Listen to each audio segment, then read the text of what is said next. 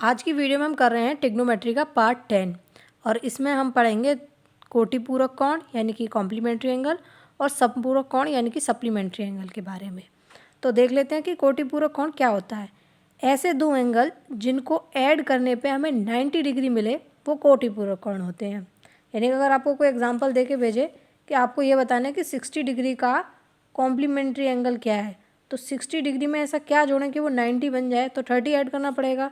तो 60 डिग्री का complementary angle 30 हो जाएगा और अगर 30 पूछे तो 30 का 60 हो जाएगा। अगर आपको पूछे कि 45 डिग्री का कॉम्प्लीमेंट्री एंगल क्या होगा तो 45 का 45 ही होगा।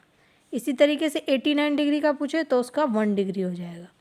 यानी कि कुल मिला के ऐसा है कि ऐसे दो एंगल जिनका सम करें 90 डिग्री आए वो एक दूसरे के कॉम्प्लीमेंट्री एंगल्स हो जाते हैं।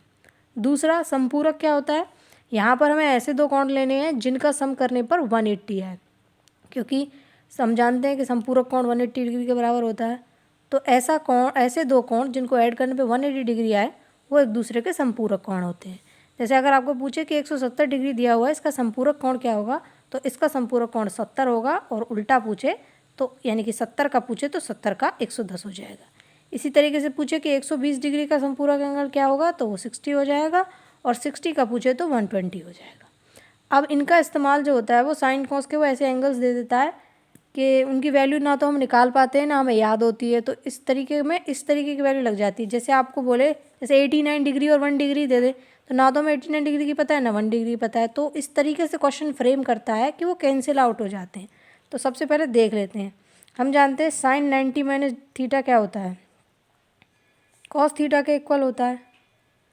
तो यहाँ अगर हम देखें कि 90 माइनस थीटा और प्लस थीटा, अगर आप इन दोनों एंगल्स को ऐड करोगे तो आपको 90 डिग्री मिलेगा।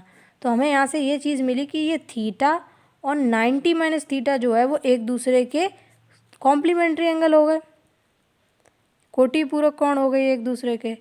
तो इसका मतलब अगर कोई दो ऐसे कोण दे रखे हों जो कि एक दूसरे के कोटिपूरक हैं यानी कि उनका सम 90 डिग्री है, तो साइन के लिए और कॉस के लिए इस तरीके से वैल्यू बराबर होती है।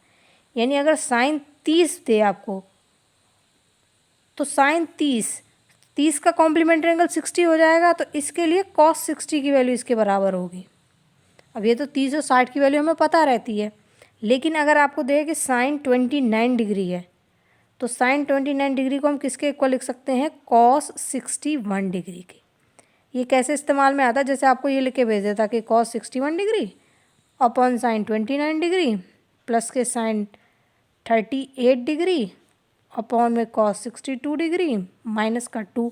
अब इस तरीके का एक क्वेश्चन फ्रेम करके दे दे और आपसे पूछे कि आप इसका आंसर बताइए, तो ना तो आपको 61 की पता होगी वैल्यू, ना 29 की, ना 38 की, ना 62 की, लेकिन आपको ये मतलब आइडेंटिटी या एक चीज़ पता होगी कि अगर दोनों एंगल्स का सम करके 90 डिग्री आ रहा है यानी कि वो एक दूसरे के कोटिपूरक कोण है, तो इस तरीके से इंटरचेंज हो जाएंगे। यानी कि कॉस 61 की वैल्यू साइन 29 के बराबर होगी, तो कैंसिल होकर इसकी वैल्यू आने जाएगी। इसी तरीके से ये दोनों एक दूसरे के कोटिपूरक हैं, तो साइन कॉस में चेंज होगा तो ये आ जाएगा 1 हो जाएगा और -2, तो इसकी वैल्यू हो जाएगी 0। इसी तरीके से संपूरक का कॉन्सेप्ट काम करता है, लेकिन ये 180 है तो 180 में क्या हो जाता है कि वो जो ट्रिग्नोमेट्रिक रेशियो है वो चेंज नहीं होता। यानी साइन 180 माइनस थीटा है तो ये साइन थीटा के इक्वल होगा। यानी कि दो ऐसे एंगल जिनका सम 180 आ रहा है तो एक दूसरे के कोटिपूरक के बराबर उसकी वैल्यू होगी। यानी अगर आपको साइन 110 की वैल्यू पूछे तो वो साइन 70 के बराबर हो जाएगी। तो इसको हम थोड़ा उसमें लिख लेते हैं। तो ये ऐसे होता है कि साइन पहले लिख लेते हैं ये वाला और फिर इसको लिखेंगे। यानी कि साइन थीटा 1 बराबर होता है कॉस थीटा 2 के। ये कब होता है, जब थीटा 1 प्लस थीटा 2 की वैल्यू 90 डिग्री के बराबर होती है। इसी तरीके से बाकी के आप लिख सकते हैं, साइन कॉस में चेंज होता है ना 90 डिग्री पे, तो इसी तरीके से आप लिख सकते हैं कि टेन थीटा 1 कॉट थीटा 2 के बराबर होगा, क्योंकि साइन वो टेन कॉट में चेंज होगा और थीटा 2 प्लस थीटा 1 की वैल्यू जो है 90 होनी चाहिए। इसी तरीके से सेक कुसेक में चेंज होगा, सेक थीटा 1 और कुसेक थीटा 2। कंडीशन क्या है, वही है कि थीटा 1 प्लस थीटा 2 की वैल्यू 90 डिग्री होनी चाहिए। ये तो हो गया हमारा कॉम्प्लीमेंट्री एंगल के लिए। और ये सप्लीमेंट्री के लिए क्या रहता है, सप्लीमेंट्री के लिए रहता है कि साइन थीटा 1 की वैल्यू साइन थीटा 2 के बराबर होगी। ऐसा कब होगा? जब थीटा 1 प्लस थीटा 2 की वैल्यू 180 के इक्वल होगी। ये बाकी के लिए भी एप्लीकेबल हो जाएगा। कॉस के लिए लगा लीजिए। कॉस के लिए अगर हम देखें तो कॉस 180 माइनस थीटा कहाँ जाएगा? कॉस 180 माइनस थीटा चेक कर लेते हैं कि सबके लिए एप्लीकेबल होगा कि नहीं। तो देखिए कॉस थीटा 180 माइनस थीटा है तो कॉस ही रहेगा, थीटा आएगा। लेकिन 180 माइनस थीटा जो है ना वो इस वाले क्वाड्रेंट में पहुंच गया। यहाँ पर कॉस जो होता है नेगेटिव होता है तो ये माइनस का आएगा। यहाँ मत लिखिए, इसको यहाँ लिख लेते हैं हम। अब आपको ये याद रखना है कि कॉस माइनस थीटा जो है वो इस वाले क्वाड्रेंट में आ जाता है और इस वाले में कॉस पॉजिटिव रहता है तो ये पॉजिटिव ही आएगा।